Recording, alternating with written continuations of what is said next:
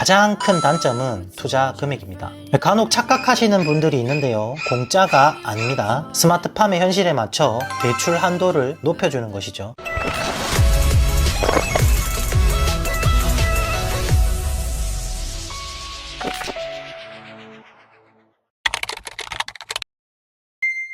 안녕하세요. 유튜브로 농사짓는 콘타리노입니다.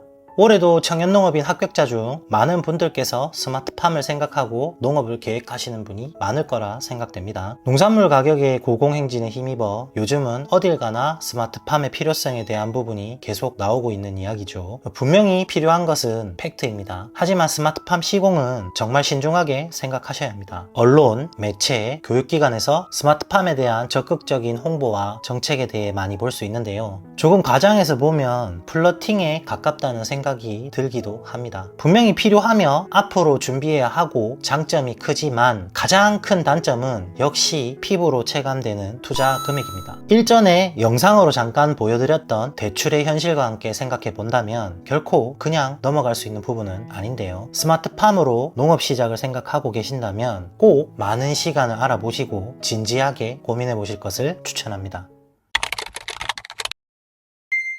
농지법과 관련된 내용으로 현재 저는 예상치 못한 상황에 처해 있지만 스마트팜의 핵심인 환경제어 영역은 앞으로 얼마나 많은 경험과 공부를 해야 할지 감이 잘 오지 않습니다. 무엇보다 청년이 취약해질 수 있는 부분은 스마트팜 현장을 만드는 것조차 많은 결정과 공부를 필요로 한다는 점입니다. 작물이 확정되고 농지는 기본적으로 갖추어져 있다는 가정하에 진행 순서를 예를 들어 보면 모든 시작은 온실이라는 꽤 유서 깊은 구조물 시설에서 출발합니다. 첫 번째로는 유리와 비닐 등의 피복제를 투자금의 계획과 여유에 따라 결정을 하고 두 번째로는 높이와 함께 구조물의 뼈대와 재질, 모양을 결정합니다. 다음 환기와 관련된 사항을 결정하고 다시 보온, 차광 등의 단열 부분을 결정합니다. 그 후 작물에 대한 재배 방법, 재배 장치, 양액시설, 냉난방의 결정 등을 진행합니다. 그리고 최종적으로 환경제어라는 스마트팜을 구동하기 위한 핵심 하드웨어를 결정하면서 농장 전체에 정밀 제어 네트워크 시스템을 구축하게 됩니다. 물론 절대적인 순서는 아닙니다. 이것보다 더욱 효율적이고 합리적인 방법이 있겠지만 이런 포인트들을 무조건 생각하고 접근해야 시설을 구축할 수 있기 때문에 반드시 고려되어야 합니다. CO2 발생기, 무인 방제기, 미스트, 포그 등 생산량이나 방제와 관련된 건 추가도 하지 않았지만 우선적으로 결정해야 하는 것들이 이미 저 정도입니다. 유튜브나 밴드, 카페, 검색 등으로 간단히 결정할 수 있을 거라 생각하시면 큰일 납니다. 이건 최저가 검색을 해서 마음에 들지 않으면 반품하거나 폐기할 수 있는 그런 영역은 절대 아닙니다. 억 단위의 미래의 본인 자금을 대출이라는 제도로 가져와서 미래의 시간을 담보로 갚아 나가야 하는 것이니까요. 벌써 마음이 불편한 느낌이 드시는 분들이 계실 겁니다. 그 느낌은 아주 정상적인 신호입니다.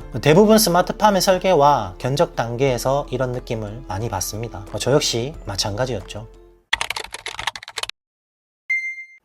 물론 부모님 기반이 튼튼한 후계 농업인이거나 자수성가로 본인의 자본을 축적하신 분이라면 이야기가 다르겠지만 청년 농업인으로 지원하는 대부분은 아마도 자금적인 여유가 부족할 거라 생각됩니다. 스마트팜 관련 대출이 있지 않냐고 꽤나 언성을 높이시는 분들이 있는데 스마트팜 관련 거대 자금 대출을 안전하게 받기 위해서는 스마트팜 혁신밸리의 20개월 교육을 이수해야 하는 시간적인 상황과 교육 이수 중 상위권에 랭크되어야 합니다. 참고로 한 개소당 52명의 교육생을 매년 모집하는데 여기서 상위권이라 함은 1명에서 2명에 해당합니다. 간혹 착각하시는 분들이 있는데요. 공짜가 아닙니다. 결국 이 사업의 쟁점도 대출입니다. 단지 스마트팜의 현실에 맞춰 대출 한도를 높여주는 것이죠. 이자율이 싸다고는 하나 대출금 자체가 크면 이자도 부담되는 것은 어쩔 수 없는 사실입니다. 물론 지자체별로 다른 스마트팜 관련 지원 사업이 있는 것도 있지만 자부담을 포함한 대출인 것은 변함이 없습니다. 거대 투자금 절대로 만만하게 볼 부분이 아닙니다.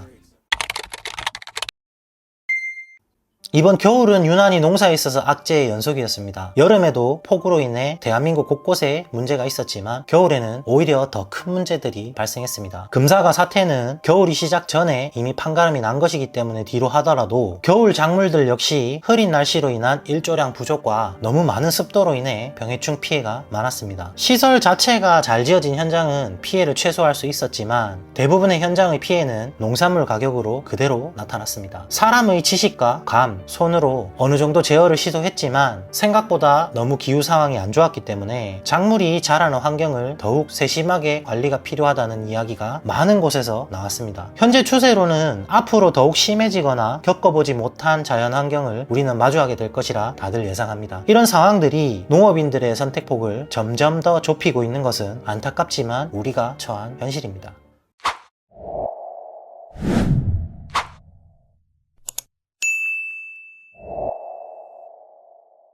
청년 농업인으로서 호기롭게 농업에 뛰어들고 있지만 말 그대로 저는 호기롭게 도전한 결과를 아주 쓴맛으로 아직도 겪고 있는 중입니다. 제 영상에서 일관성 있게 드리는 말은 조급한 마음과 법제도를 세심하게 챙겨보지 못한 저와는 다르게 다른 분들께서는 합리적이고 현명하게 그리고 너무 서두르지 않아도 꼼꼼하게 보실 수 있는 그런 시각을 꼭 챙기셔야 한다고 이야기 드리고 싶습니다. 많은 사례, 추천, 과정들이 있지만 본인의 선택이 결국에는 크게 작용하기 때문에 책임과 관련된 부분은 어떤 상황이 오든지 온전히 자신의 몫이 된다는 냉혹한 현실을 잊어서는 안 될 것 같습니다.